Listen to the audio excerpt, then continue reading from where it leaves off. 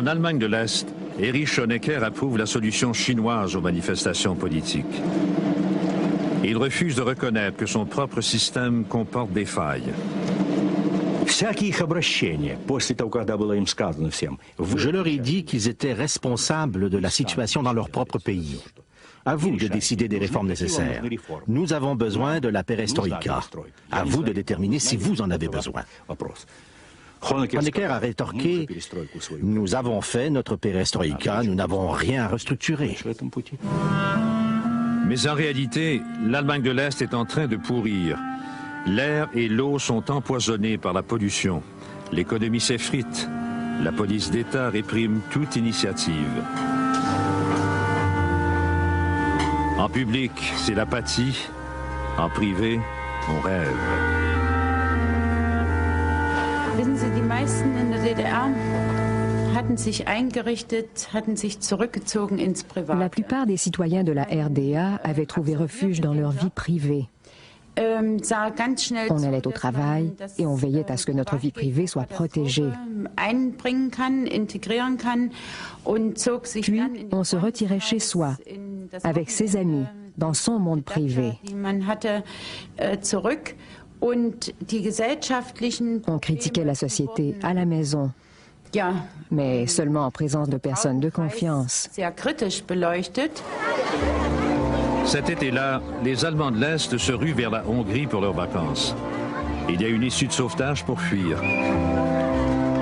La frontière de la Hongrie avec l'Ouest s'affaiblit. À Budapest, les Allemands de l'Est assiègent l'ambassade de l'Allemagne de l'Ouest afin d'obtenir de l'aide pour émigrer. Le chancelier ouest-allemand Helmut Kohl a confiance en Gorbatchev. Kohl prévoit soutenir l'économie hongroise si on permet aux Allemands de l'Est de passer à l'Ouest. Il croit que Gorbatchev ne s'objectera pas à l'entente avec les Hongrois. Die hier stehenden Mitglieder, Bürger der DDR, können nicht in der DDR passieren, das Land verlassen. Les Hongrois acceptent que les Allemands de l'Est traversent la frontière vers l'Ouest. Honecker qualifie les réfugiés de parias. Je crois qu'il ressentait un mélange de colère et de mépris complet pour ces hordes de gens.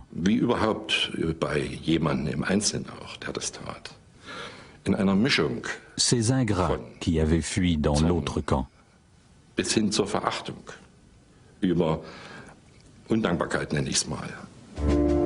Les réfugiés d'Allemagne de l'Est se rendent en Hongrie dans l'espoir de traverser à l'Ouest. Mais l'Allemagne de l'Est interdit le passage vers la Hongrie. Désespérés, les Allemands de l'Est en fuite se tournent vers la Tchécoslovaquie. Ils se rassemblent à l'ambassade de l'Allemagne de l'Ouest, à Prague.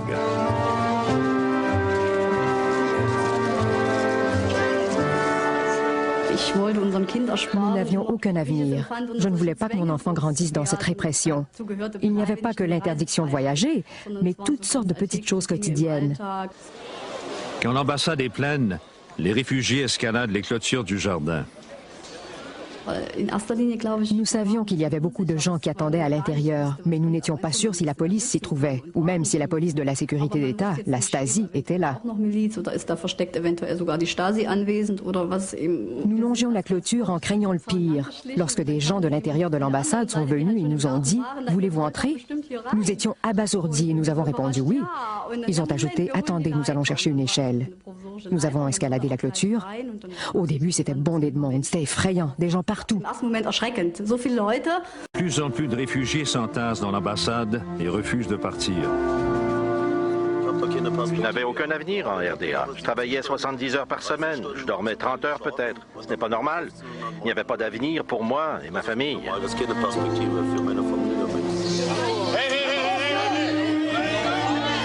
La police tchèque oppose une résistance futile pour endiguer le flot.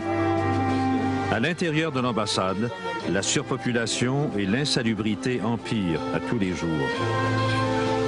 Les deux gouvernements allemands, de l'Est et de l'Ouest, ne savent plus quoi faire.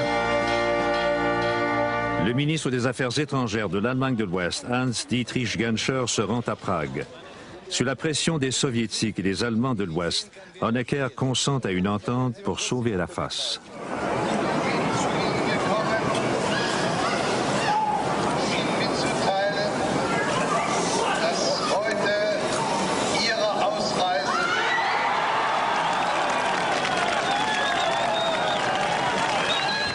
Les réfugiés peuvent se rendre en Allemagne de l'Ouest, mais seulement si leur train traverse d'abord en territoire est-allemand. Honecker pourra alors se vanter de les avoir expulsés et déchus de leur citoyenneté.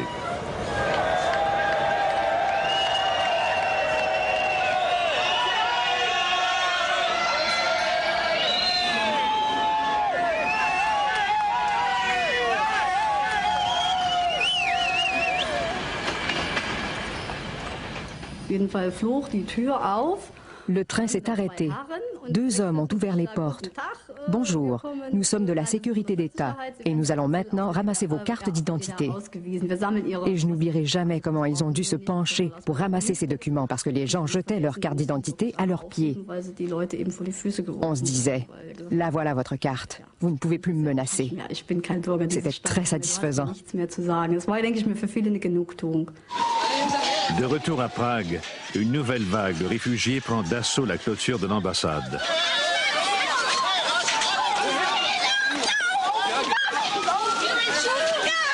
Leur dernière chance de se rendre à l'ouest semble s'estomper.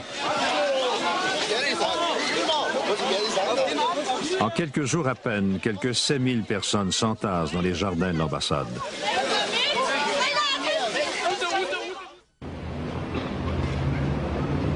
Certains Allemands de l'Est choisissent de rester et de protester.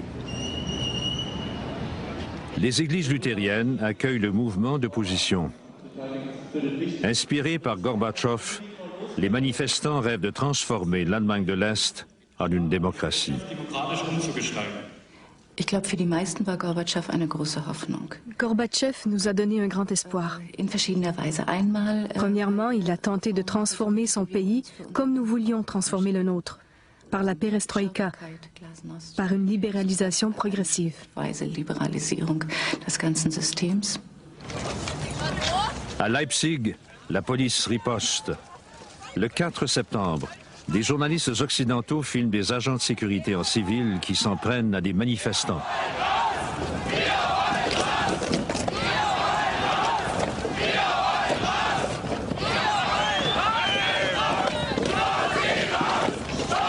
Un nouveau chant de provocation se fait bientôt entendre. Nous restons ici.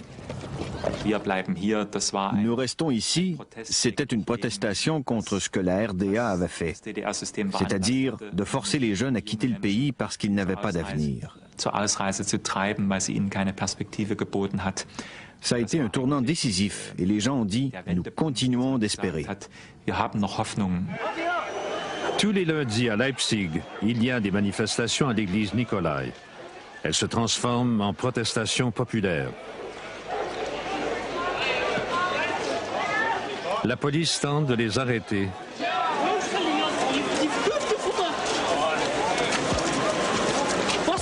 Mais le gouvernement flanche.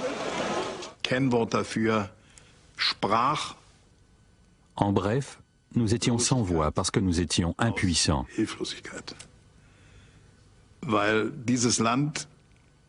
Parce que ce pays et ce pouvoir n'avaient jamais fait face auparavant à un conflit aussi ouvert.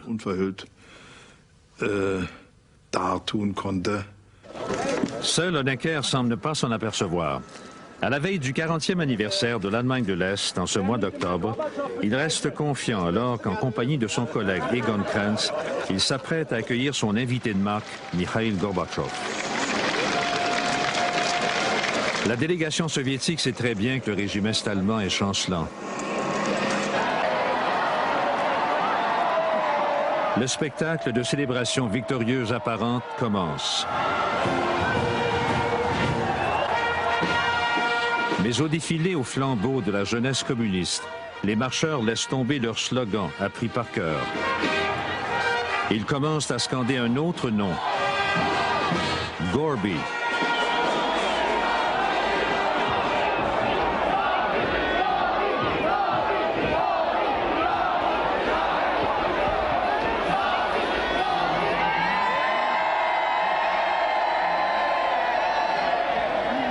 Honecker fait semblant de ne rien entendre.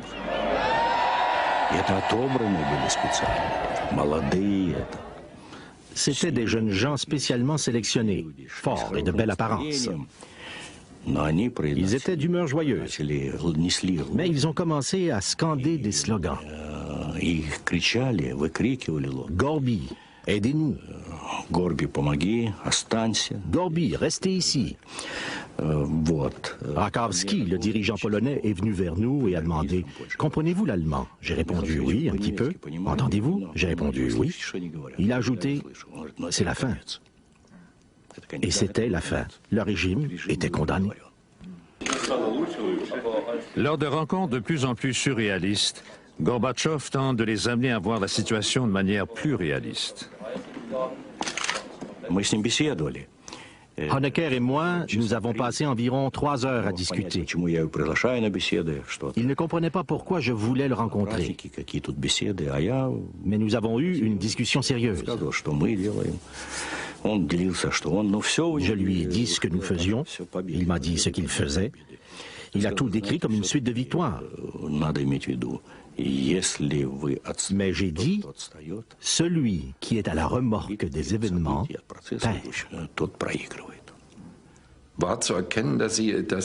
Il m'apparaissait évident qu'ils parlaient tous deux de choses tout à fait différentes. Ils n'ont pas essayé de trouver de solution médiane. Pendant toute la conversation, ils ne se sont pas entendus sur un seul point.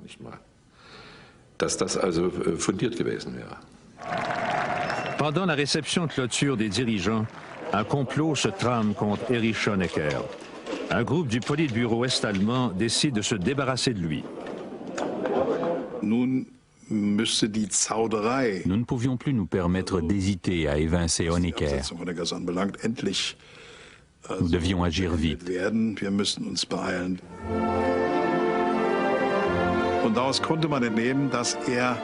Il était évident qu'il ne comprenait pas ce qui se passait.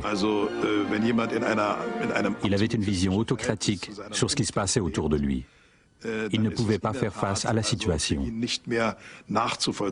Verehrte ausländische Gäste, recht herzlich danken, dass Sie an den Feierlichkeiten aus Anlass des 14. Jahrestages der Deutschen Demokratischen Republik teilgenommen haben. Au dîner, en compagnie de Gorbatchev et des dirigeants des pays du pacte de Varsovie, Honecker est un hôte agréable. Entre-temps, une foule hostile se masse à l'extérieur.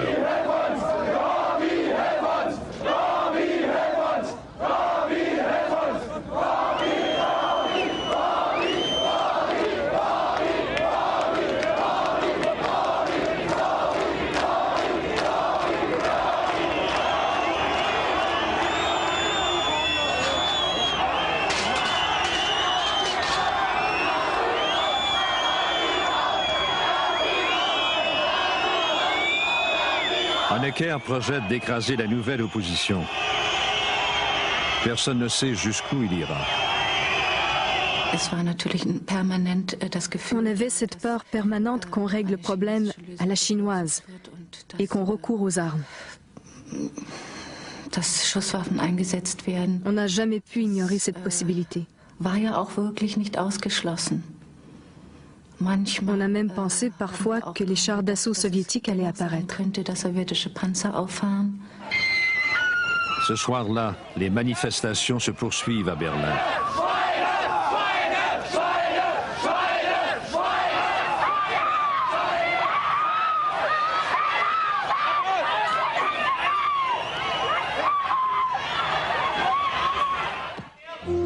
À Leipzig, plus tôt ce même jour, les autorités se préparaient à affronter les manifestants avec des armes.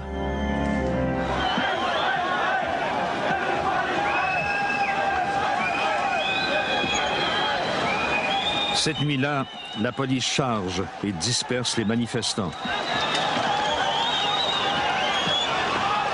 Mais on annonce un rassemblement encore plus important le surlendemain. L'armée est en état d'alerte. Presque toutes les brigades paramilitaires ont été mobilisées. Les policiers volontaires étaient présents en force. Plus de 8000 hommes ont été armés et envoyés à Leipzig avec leur équipement. On nous a remis 2 fois plus de munitions que d'habitude.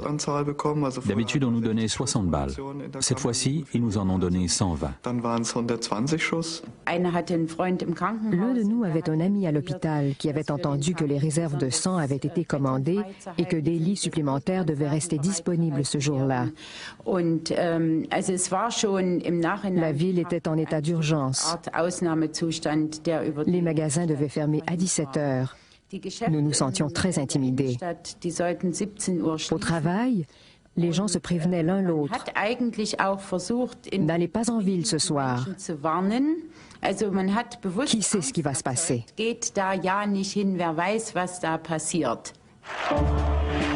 Quand la manifestation de Leipzig éclate, les dirigeants du Parti communiste local réalisent que 70 000 personnes sont déjà dans la rue. Inquiet, l'ambassadeur soviétique téléphone au commandant des forces soviétiques de la région.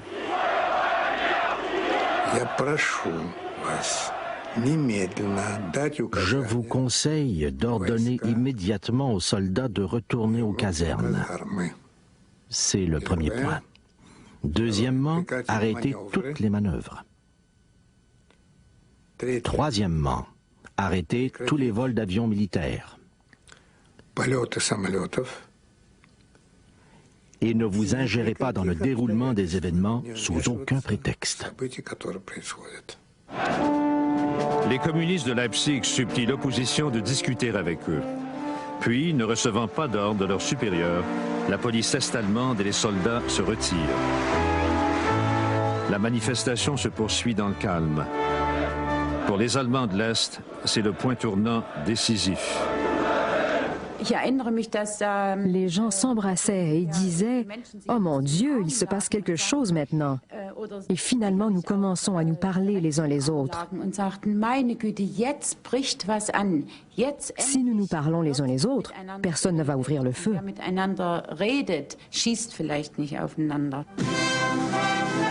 Les Alliés de Necker le désertent. Le 17 octobre, il est déchu du pouvoir par Egon Krenz et tout le Politbüro. Il était grand temps qu'il parte. Il nous aurait été impossible de sortir de ce gouffre avec lui au pouvoir, même s'il avait mis toute son autorité au service du changement. Egon Krenz est maintenant au pouvoir. Il promet des réformes démocratiques. Il annonce aux Allemands de l'Est qu'il facilitera les déplacements vers l'Ouest, le problème à l'origine de toute cette crise. Bien sûr que nous sentions une pression énorme, en tout temps. Nous devions agir. Le 1er novembre, Krenz rend visite à Gorbatchev à Moscou.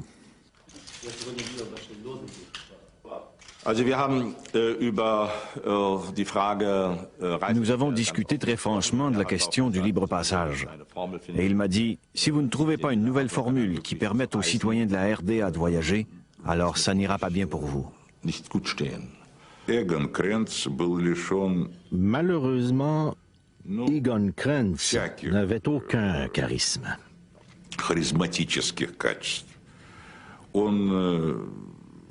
Il n'était pas accepté par la population. Il ne plaisait pas aux masses. Il ne trouvait pas les mots pour parler aux gens, parce qu'il ne parlait que le vieux jargon du parti.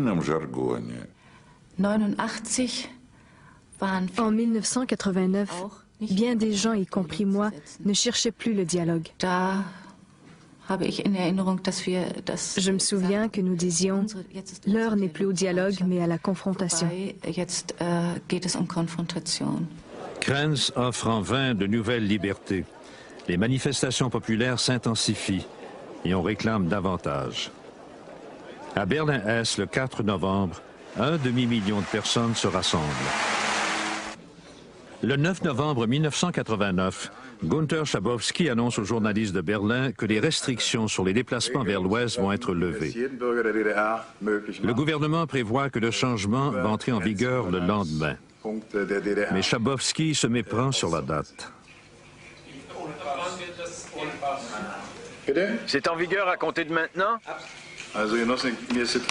Camarades, on m'a dit que la déclaration a déjà été faite. Vous devriez déjà la voir.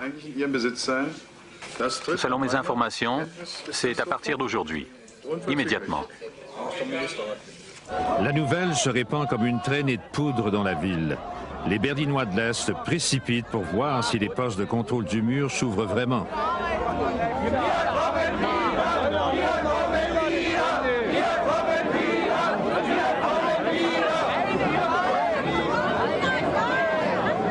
Les gardes-frontières sont déconcertés.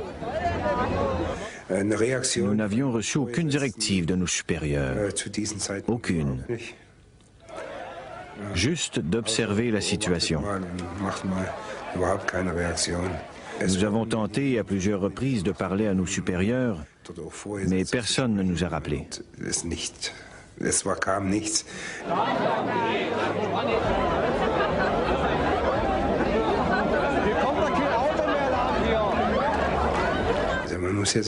Vous devez tenir compte que nos soldats étaient armés ce jour-là, comme d'habitude, et ils n'avaient qu'un ordre.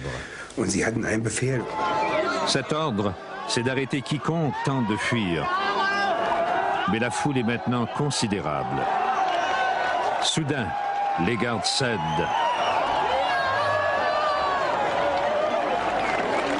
Ils ouvrent les barrières.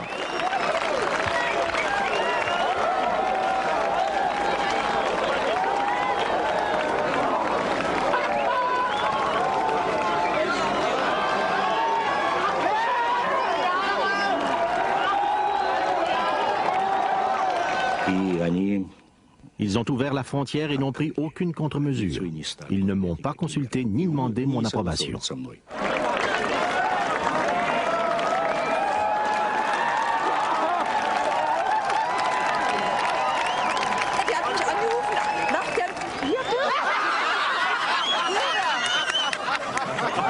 Das ist ein wunderschöner Tag.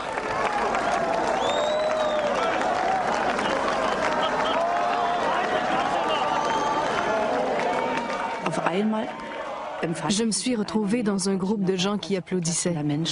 Je n'ai pas compris pourquoi sur le coup. Puis je l'ai réalisé. J'étais vraiment à Berlin-Ouest et les Berlinois de l'Ouest étaient venus à la frontière et ils nous applaudissaient. Tout le monde pleurait et s'embrassait. Même aujourd'hui, quand j'y pense, mon cœur bat. C'était tellement émouvant.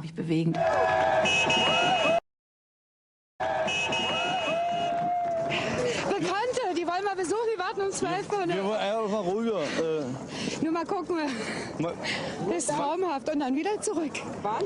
Na, heute irgendwann. Oder, also besser gesagt, doch heute. Wahnsinn! Wahnsinn! Was zu zeigen. Das ist toll.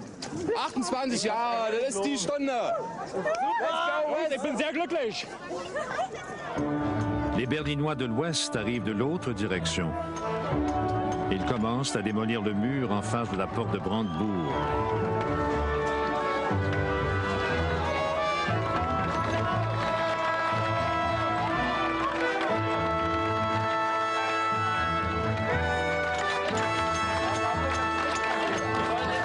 Also die Idee, auf der Mauer herumzuhacken, die kam irgendwie, das war so ein Gemeinschaftsgeist. On a tous eu la même idée. Nous devons maintenant nous débarrasser du mur. Tout le monde avait ses propres raisons. Pour moi, c'était parce que j'avais des parents de l'autre côté qui ne pouvaient pas nous rendre visite.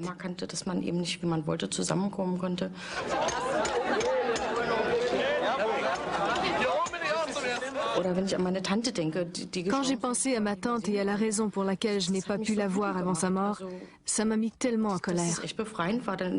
C'était libérateur de s'en prendre au mur. Der Kommunismus ist gestorben. Wir nehmen mit rüber. Die ist tot. Ja, Egon lebt doch noch. Ja, Alter. Hammer, mit so einer Zähne. C'était émouvant, mais je dois dire que je faisais attention de ne pas trop m'enthousiasmer. La chose la plus stupide qu'un président ait pu faire à ce moment eût été d'y aller, de danser sur le mur de Berlin et de narguer ouvertement les militaires soviétiques et Gorbatchev. Qui sait comment il leur aurait fallu réagir?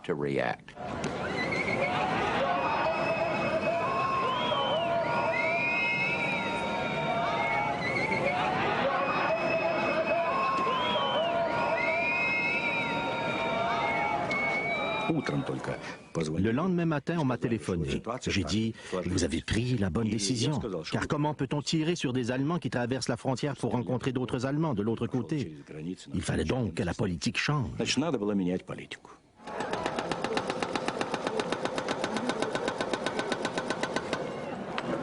De chaque côté de ce mur, deux mondes armés s'étaient affrontés. Ce jour-là, leur rivalité bascule dans l'histoire. L'Allemagne va être réunifiée, mais la révolution anticommuniste de l'Europe n'est pas encore terminée.